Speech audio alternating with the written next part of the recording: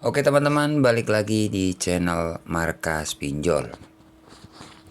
Oke, seperti biasa teman-teman, di video kali ini saya update lagi tentang aplikasi Evoji. Dimana di aplikasi Evoji ini sudah lewat 3 bulan. Dengan nominal pinjaman sekarang ini teman-teman sudah mencapai sekitar 25 juta. Sampai sekarang nggak dibayar. Nah, buat teman-teman yang penasaran seperti apa risikonya, ya, apakah ada DC lapangan, apakah sebar data, nanti saya akan jelaskan di dalam video teman-teman ya. Jadi buat teman-teman yang saat ini terjerat di aplikasi Evoji, kalian tonton video ini sampai selesai, jangan di skip agar kalian tidak gagal paham. Oke, nanti saya akan jelaskan sesuai pengalaman dan sesuai pengalaman dari teman-teman subscriber juga ya, khususnya teman-teman yang sering WA sama saya. Jadi di video ini saya akan berbagi pengalaman tentang resiko telat bayar ataupun gagal bayar di aplikasi Evoji. Oke, seperti biasa teman-teman ya, sebelum kita lanjut ke pembahasannya, buat teman-teman yang belum subscribe ke channel ini, jangan lupa tekan tombol subscribe-nya. Dan buat teman-teman yang sudah subscribe, saya ucapkan banyak-banyak terima kasih karena telah mendukung channel ini.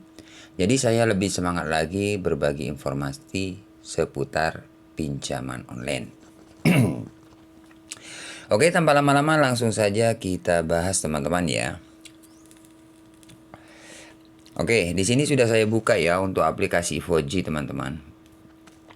Jadi untuk aplikasi Evoji ini aplikasi pinjaman online yang sudah legal atau resmi OJK. Jadi bukan ilegal lagi. Nah, di sini teman-teman ada tagihan ya. Pembayaran pertama ya, atau cicilan yang pertama lah ya. Itu 11.200.000. Jadi untuk 11.200.000 ini sudah nggak bertambah, stop di 11.200.000. Nah, tanggal 25 bulan 6 2024. Ya, jadi kalau kita hitung berapa ini, sekitar 4 bulan kan nggak dibayar. Sekitar 4 bulan lah. Ini masih belum dibayar sampai sekarang teman-teman ya untuk cicilan yang pertama. Dan yang kedua ini 5.200.000 tanggal 22 bulan 6 2024. Jadi lumayan besar ya percicilan atau pembayaran ya.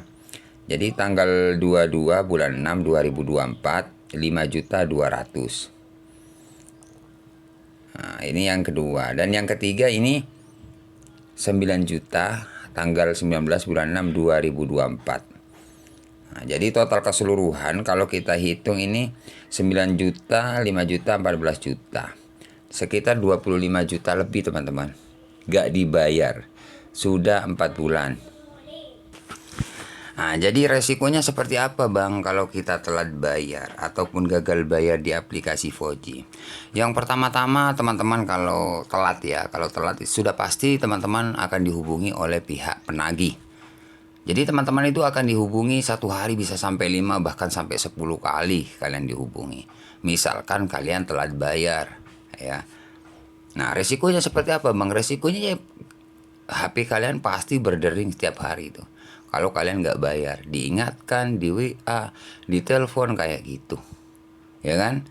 Nah, jadi resikonya akan dihubungi teman-teman, ya.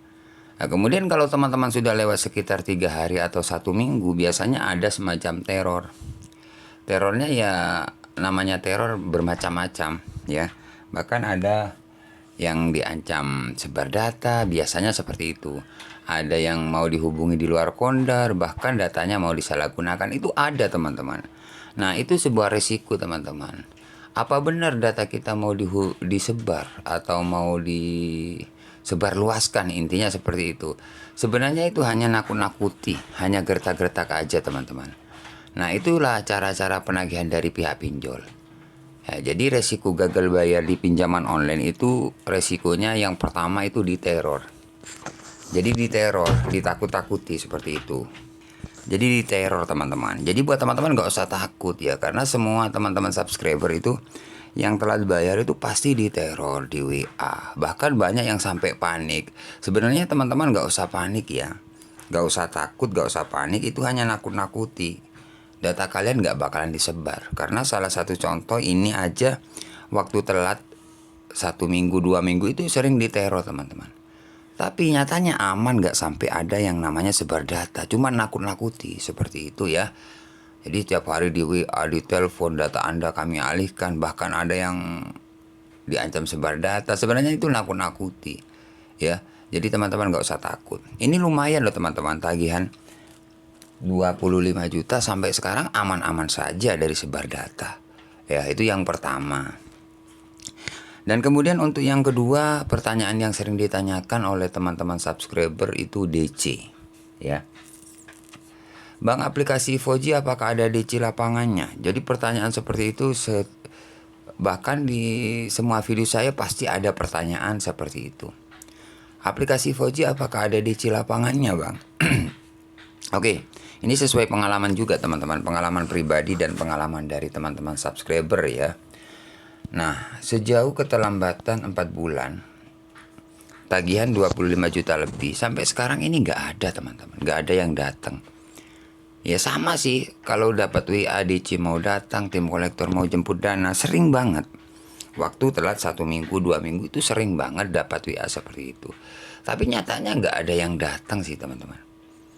Jadi intinya kalau teman-teman telat bayar itu harus kuat mental. Mental kalian harus benar-benar kuat. Karena kalian akan diteror dengan cara-cara sebar data, DC mau datang, data Anda lengkap di sini. Bahkan ada salah satu subscriber yang kalau Anda masih belum bayar data Anda kami pinjamkan ke aplikasi lain. Itu ada, tapi nggak sampai sih, cuman teror gitu loh. Teror aja. Ya, jadi buat teman-teman santai lah ya kalau kalian memang nggak ada dana. Ya, memang hutang wajib dibayar. Tapi kalau teman-teman sudah nggak mampu ngapain takut gitu loh. Apakah menghubungi di luar Kondar? Jawabannya biasanya kalau telat bayar itu ada potensi dihubungi di luar Kondar. Ada potensi, maksudnya seperti itu. Tidak harus teman-teman gagal bayar atau telat bayar itu dihubungi, enggak, ada potensi. Nah itu sebuah resiko sebenarnya gitu loh. Jadi tidak semua teman-teman yang gagal bayar itu akan dihubungi di luar Kondar, enggak gitu. Ada potensi.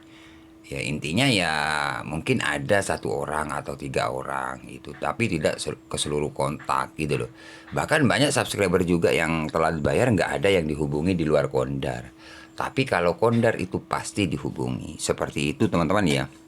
Jadi untuk pengalaman pribadi ini sejauh ini keterlambatan 4 bulan sampai sekarang ini nggak ada yang datang.